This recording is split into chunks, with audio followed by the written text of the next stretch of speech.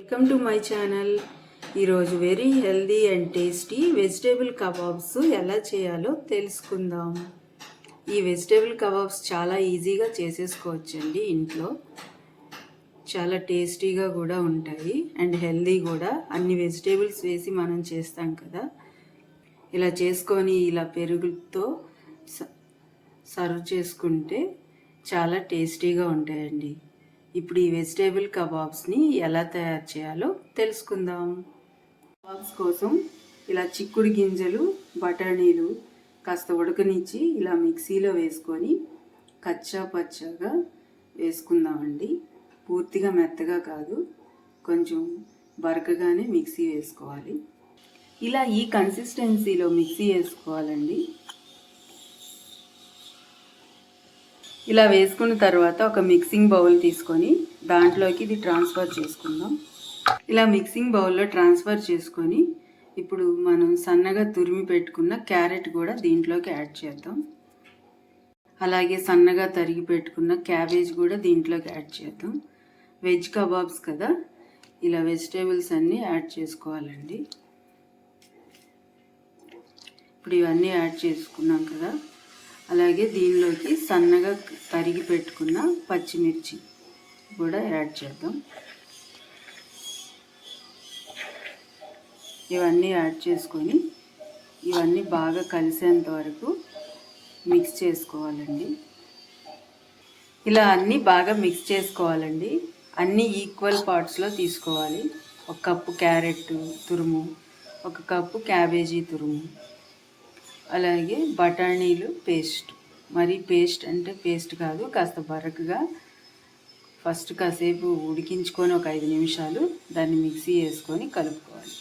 అలాగే మన స్పైసీనెస్కి తగ్గట్టు పచ్చిమిరకాయలు సన్నగా కట్ చేసి యాడ్ చేశాను. ఇవన్నీ బాగా కలిసిపోయేటట్టు కలుపుకోవాలి. ఇప్పుడు దీనిలోకి మన టేస్ట్కి తగ్గట్టు సాల్ట్ యాడ్ చేద్దాం.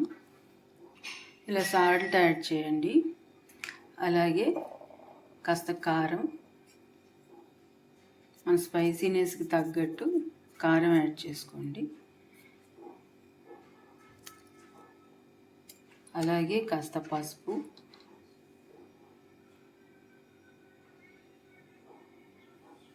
అలాగే కాస్త సన్నగా కట్ చేసి పెట్టుకున్న కొత్తిమీర,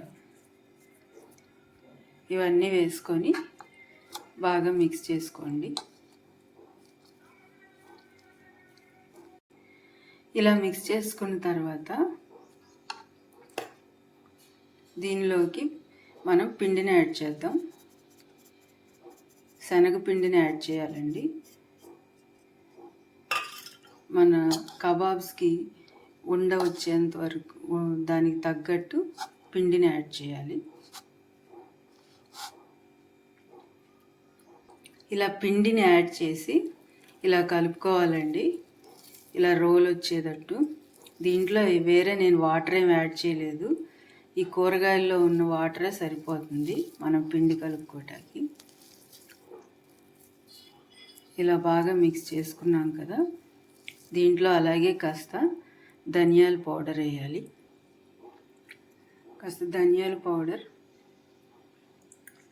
అలాగే కాస్త గరం మసాలా వేసి బాగా కలుపుకోండి.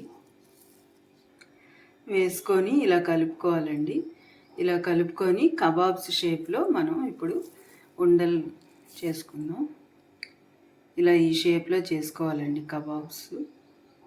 ఇలానే కాదు, మీకు నచ్చిన షేప్లో అయినా చేసుకోవచ్చు.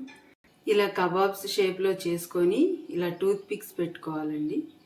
ఇప్పుడు పొయ్యి మీద పాన్ పెట్టుకొని ఆయిల్ వేసుకొని ఫ్రై చేసుకుందాం.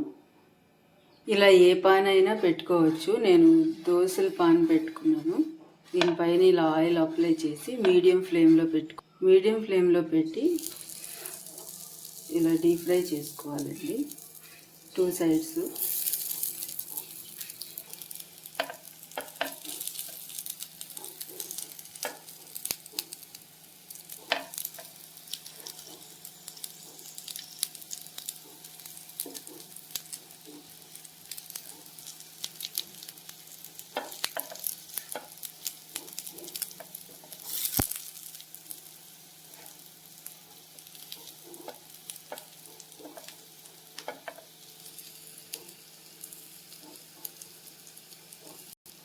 ఇలా చాలా స్లోగా కుక్ చేసుకోవాలండి. అప్పుడు మనకి కబాబ్స్ లోపల బాగా కుక్ అయ్యి క్రిస్పీగా వస్తాయి.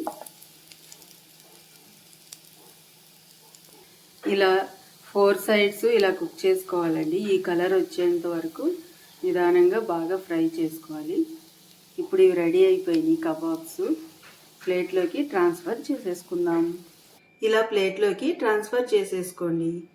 ఇప్పుడు వీటిని టమాటా కెచప్తో అన్నా లేదంటే పెరుగుతో అన్నా సర్వ్ చేసుకోవచ్చండి. నేను ఇలా పెరుగుతో సర్వ్ చేసుకుంటున్నాను. నచ్చితే మీరు కూడా ట్రై చేసి ఎలా ఉందో కామెంట్ చేయండి. అలాగే లైక్ చేయండి, షేర్ చేయండి, సబ్స్క్రైబ్ చేసుకోండి. Thanks for watching.